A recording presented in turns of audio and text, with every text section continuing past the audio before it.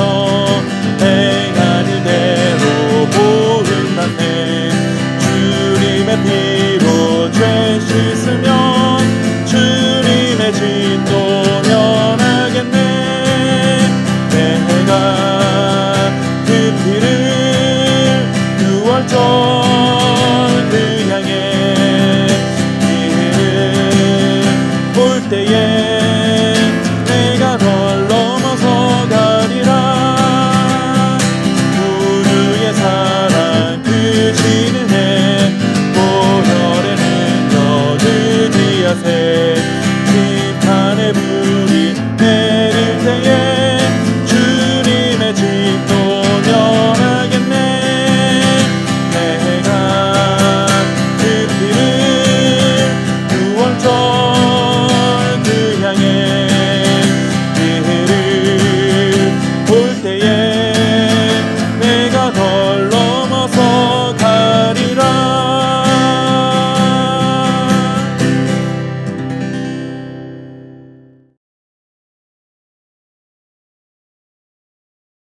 무릇 율법 행위에 속한 자들은 저주 아래에 있나니 기록된 바 누구든지 율법책에 기록된 대로 모든 일을 항상 행하지 아니하는 자는 저주 아래에 있는 자라 하였음이라. 또 하나님 앞에서 아무도 율법으로 말미암아 의롭게 되지 못할 것이 분명하니 이는 의인은 믿음으로 살리라 하였음이라. 율법은 믿음에서 난 것이 아니니 율법을 행하는 자는 그 가운데서 살리라 하였느니라. 그리스도께서 우리를 위하여 저주를 받은 바 되사 율법의 저주에서 우리를 속량하셨으니 기록된 바 나무에 달린 자마다 저주 아래에 있는 자라 하였음이라. 이는 그리스도 예수 안에서 아브라함의 복이 이방인에게 미치게 하고 또 우리로 하여금 믿음으로 말미암아 성령의 약속을 받게 하려 함이라. 아멘. 초대교회 성도들이나 특히 유대주의적 전통에 빠져 있던 사람들은 구약 성경을 절대적인 권위로 받아들이고 있었습니다. 그래서 바울은 구약 성경의 말씀을 근거로 율법과 믿음의 관계에 대해 자신의 논리를 주장하게 됩니다. 바울은 먼저 율법의 행위에 의존하면 율법의 저주 아래에 놓일 것이라고 전합니다. 이 말씀은 하나님이 우리를 저주하시기 위해 율법을 주셨다 하는 의미가 아닙니다. 율법은 하나님께서 자기 백성들에게 주신 귀한 선물이죠. 하나님이 일부러 우리를 함정에 빠뜨리기 위해 율법을 주신 것은 결코 아닙니다.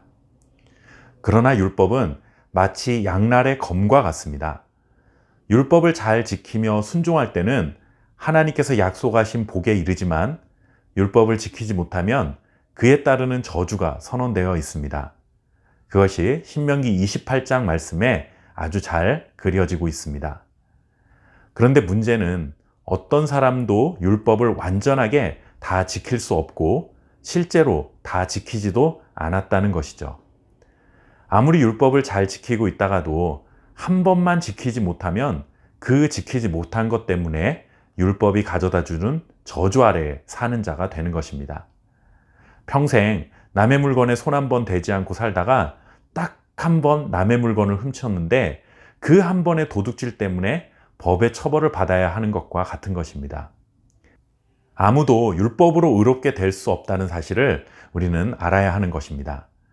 율법을 완벽하게 지킬 수도 없고 실제로 지키지도 않으면서 단지 할례나 안식일 준수와 같은 몇 가지만 철저하게 지킨다고 해서 의롭게 될 수는 없는 것이죠. 우리가 육체의 욕망을 이기고 하나님의 말씀을 행할 수 있는 순종의 사람이 되기 위해서는 반드시 성령의 역사를 경험해야만 합니다. 이러한 삶은 우리의 의지와 결단으로만 되는 것이 아니죠. 그런데 율법 전체를 지키지 않으면서 단지 몇몇 계명들에만 열심을 내는 것으로는 성령의 역사를 경험할 수 없고 결국 영생에 이를 수 없다는 사실을 우리는 분명히 기억해야 하는 것이죠. 성령의 역사를 경험하기 위한 유일한 길은 믿음으로 의롭게 되는 것 외에는 없습니다. 율법에 의존해서 살아가는 삶의 결과는 저주입니다.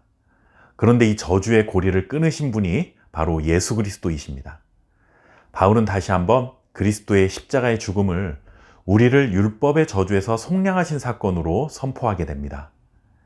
십자가가 율법의 저주로부터 해방될 수 있는 유일한 출구라는 사실이죠. 율법에 의하면 나무에 달린 자마다 저주 아래에 있는 자라는 이 신명기 21장 23절의 말씀에 근거한 바울의 가르침입니다. 예수님의 죽음은 저주의 죽음이었지만 하나님께서 예수님을 다시 살림으로써 예수님은 의로운 자임을 확인시켜 주셨습니다. 예수님은 자신의 죄로 인해 율법의 저주를 받은 것이 아니라 우리를 대신하여 율법의 저주를 받으신 것이고 결국 우리를 율법의 저주에서 해방시키는 놀라운 일을 이루셨습니다. 그러니 다시는 율법의 저주 아래로 돌아가지 말라, 돌아가선 안 된다 하는 바울의 당부가 담겨 있는 것입니다. 십자가의 사건을 통해 이제 아브라함에게 만민이 복을 받을 것이라 하는 약속의 말씀이 이방인들에게까지 흘러가게 되었고 우리는 이 믿음을 통해 성령을 받게 되었습니다. 결국 예수님께서 십자가에서 죽으신 목적은 우리에게 성령을 주시기 위함이라고 말할 수 있는 것입니다. 예수님의 십자가가 나의 죄를 위한 죽음이었다는 사실을 믿으면 우리는 모든 죄로부터 깨끗함을 받고 율법의 저주인 사망에서 해방되는 놀라운 복을 경험할 뿐만 아니라 성령을 받게 되어 하나님의 말씀을 따라 살아가게 되고 결국은 영생에 이르게 되는 은혜를 누리게 되는 것입니다. 예수님의 십자가의 죽음을 통해 자유를 주신 것에 감사하고 찬양하며 기쁨으로 살아갈 뿐만 아니라 우리 안에 성령이 이끄시는 대로 하나님이 약속하신 영생의 삶에 한 걸음 더 다가갈 수 있는 복된 하루가 되시기를 바랍니다. 감사합니다.